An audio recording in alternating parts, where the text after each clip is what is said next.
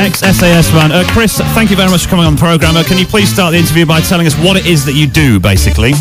Well, basically, I was a member of the SAS. I was inserted into Iraq to locate Scud missiles, compromised very, very quickly, and we were in a group of 8 men. We all split up, and I ended up having to walk 200 miles with no food, very little water, to Syria. It was the longest escape and evasion in military history. Right, let's not just just rush it through in 20 seconds. Actually, let's talk about, for anyone who's listening, let's say your most nerve-wracking and nearest escape.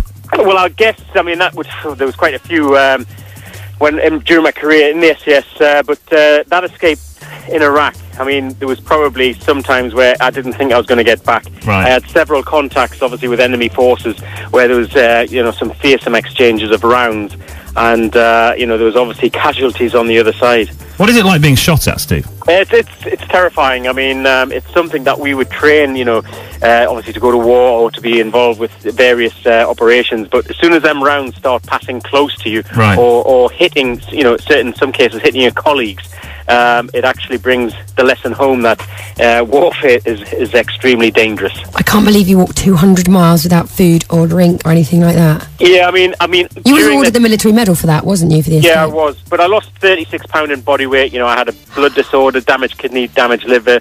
All my toenails came off. All the blisters on my feet turned to septic. What was your lowest point then, Chris? I guess just as I started hallucinating at the end. I'd gone 4 of the 7 days without food, but it was in the last 3 days I hadn't had water, and the human body can usually last about 10 days, but when you go without water, basically you go downhill rapidly, and I started collapsing, hallucinating about my daughter, and I would just be physically walking along, and then I'd wake up lying face down on the desert floor. Yeah. And I guess that was the lowest point. Now, I've been in, say, the jungle for 3 months where, you wouldn't wash and you have a certain smell. Yeah. Now, we've all walked along a country lane and smelled a bit of roadkill. I could smell that on my body, and my body was just basically rotting away. How long did it take you to get because they say, for example, when they found people in the prisoner of war camps in Germany and places like that, Auschwitz and Birkenau and Bergen-Belsen and all this kind of stuff, they say that there was a very slow rehabilitation process with regards to eating more food and eating water. You can't suddenly just bombard your body with a load of food, a load of water, and everything will be fine. Was it a slow rehabilitation process for you as well? Yes, what happens is your stomach shrinks, so you can't get the food back inside you. Right. And all I wanted to do was take on fluids. And it was about 6 weeks for the outer scarring to disappear, as in, the sores, the wounds. Once they disappeared, it was probably about 3 months before I put my weight back on. Right. And then it was probably several years psychologically where it took me to get over the whole nightmares and post-traumatic stress disorder. Yeah. If that exists, it would be that. Right. Within a few months, I was sent out to Zaire to evacuate the embassy, and that's where it was highlighted that my character had changed. Right. And probably for the worst. But I think that took several years to get over. Hang on there 2 seconds. We're going to play a song and come back very quickly. This is Chris Ryan, who is the award-winning author of many books, and a new one there, Kate, which is called what? It's unbelievable. It's called Strike Back. Right, so it's Kerrang Radio. Let's play a tune. Yeah, this one will do. It's 10 minutes to 9 now. Chris, what a guy. He's so lovely. Kate just told me something fascinating then. Hang on, Chris, 2 seconds. You actually told me that you were in Big Brother. Yeah. How far did you get on it? I won it 5 years ago. You won it? Yeah. Lucy, did you know that Kate Lawler won it? I had no idea. Oh, we didn't know that. I knew. Yeah. What's Big Brother? 5 years ago. It's a reality show. I had reason to believe that you were on it. Live in a house. I didn't know you won it. Let's have well done. Good girl. That's brilliant news. Right, back on with Chrissy boy. Right, so what was you on about? Chris, you on about that 200 mile a day hike through hostile territory and what have you. Did you actually make any kills whilst you were doing that? Yes. Basically, during the initial firefight when we were compromised, there was a heated exchange of rounds between the whole patrol and myself, and several of the oncoming force, they were like a paramilitary force, were certainly killed. Right. The initial contact, the guy, there was 2 guys paralleling us, and I put my hand up, tried to wave at this guy, to maybe bluff our way out. Yeah. And he shot at us, and unfortunately, on the exchange of rounds, he was killed. I then had a contact with 2 guys. They ended up being killed, and a contact with a couple of vehicles. Do you become a machine when you're doing such a thing? I mean, I've often wondered what it'd be like for, you are the most superior trained killers on the planet, the highest trained sort of special ops guys.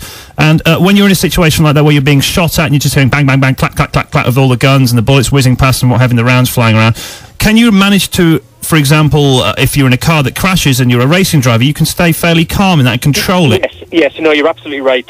During the situation or the firefight, you are aware of the rounds coming in, but your attention isn't drawn to that. You are reacting as you have been taught in training, and you're returning fire, and you're preoccupied with hitting your target.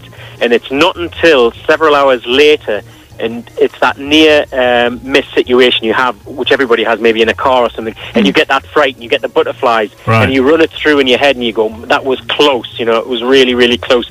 And that's where you get a bit of the fear factor coming in after the event. Chris, other than the fact you've got your new book out, which is called what? It's called Strike Back. And the author is Chris Ryan, ex-SAS-B Squadron. I want to talk to you about our boys in Iraq at the moment. It's coming up to Christmas time. What will be going through their minds with regards to spending the Christmas time, their Christmas break in Iraq? Well, it's always a bad time for the military when they're overseas working. That's when you contemplate on your family, and it's the family gatherings back at home, and it can be really hard on the morale. But I mean, the guys that are working there are doing a superb job, and they'll gather around and they try to make Christmas as pleasurable as possible, or as possible as it can be. Yeah. Out in them conditions. I mean, the guys in Afghanistan, they're working out in arduous conditions now. When the winter starts coming in, some of the passes and the terrain becomes impassable, and it's really difficult to operate in these type of conditions. So, I mean, my thoughts are with them, and absolutely. They will be doing a good job and making us all proud. Well, for the wives and the friends and the family of the boys out there at the moment, you guys will, and the boys and the girls, obviously, we're thinking of you guys. So hopefully you might be able to go home for Christmas if possible. Chris, thank you very much for coming on the programme. Just quickly, worst day of your life and best day of your life. Worst day of my life, first morning I lay there and I was by myself 200 miles inside Iraq, and I knew there was most of the population around this area, and military were looking for me. It's got to be the worst day of my life. Best day of my life is the day my daughter was born. Absolutely. Chris, thank you very much for coming on the programme. Thank you so much, Chris. Thank you, Chris. Cheers. Bye-bye.